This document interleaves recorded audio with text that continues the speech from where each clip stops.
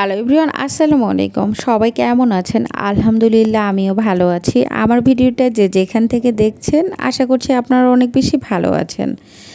আজকে আমি বেশ কয়েকদিন পর আপনাদের সাথে ভিডিও দিচ্ছি। আর আপনারা যারা আমার পেজে ভিডিও দেখেন রেগুলার, তারা তো জানেন আমার জ্যাঠাতো ভাই কয়েকদিন আগে মারা গেছে।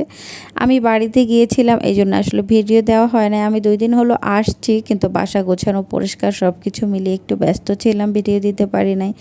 আজকে 2 দিন পরে আমি ভিডিওটা দিচ্ছি বাসায় আসার পরে। আমার ফুপু আসছিল আমার বাসায় আমার জ্যাঠাতো ভাই মারা যাওয়ার আগের দিন। আমার ফুপু ঢাকায় আসছিল, আমাকে যেতে বলছিল ওখানে। আমি তো বাসা চেঞ্জ করব, এই জন্যে যেতে পারি নাই, কারণ বাসা দেখাতে হয়, লোক দেখতে আসে, আর বাসায় তো থাকতে হবে, এই জন্য আমি যাই নাই। পরে আমার ফুপু বলল যে আমার ভাগ্নিটা রেখে যাবে যদি আমি দিয়ে আসি। আমি বললাম ঠিক আছে আসো। আমার ফুপু হঠাৎ করে দুপুরে 2:30 3টার পরে মনে হয় ফোন দিয়ে বলল।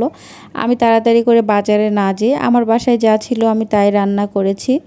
গরুর মাংস করেছি, করলা ভাজি, ডাল, ভাত, আর মাছ ফ্রাই করেছিলাম, তেলাপিয়া মাছ।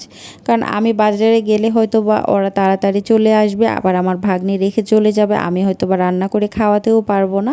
এই জন্য আমি বাজারে না গিয়ে বাসায় যা ছিল তাই রান্না করেছি।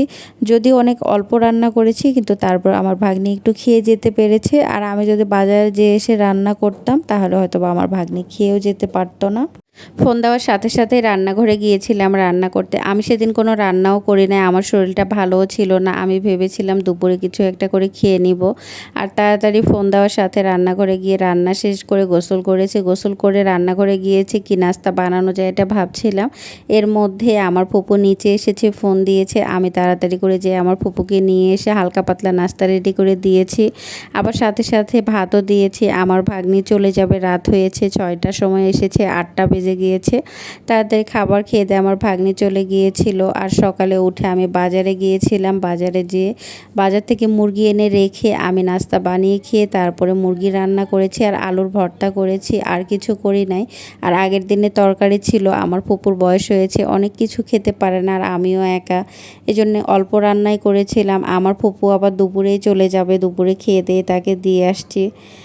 আর এই জন্যে বেশি কিছু করি নাই। পোলাও টোলাও আমার ফুপু বলছে কোনো দরকার নাই, খাবে না, এই জন্যে আমি করি নাই। কারণ একা একা এই খাবারগুলো আমাকে বেশ কয়েকদিন খেতে হয়। আর পরদিনই আমার ভাইয়ের মৃত্যুর খবর। নিজেদের মানুষ মারা গেলে কতটা কষ্ট, এটা শোনা যারা মারা গিয়েছে তারাই জানে। আমি ছোট্ট জীবনে অনেককে হারিয়েছি, শুধু এই কষ্টটা জানি।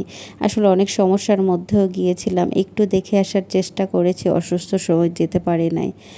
আসলে নিজেদেরকেও হারানোর কষ্টটা কাউকে বলে বোঝানো যাবে না, কতটা কষ্ট হয়।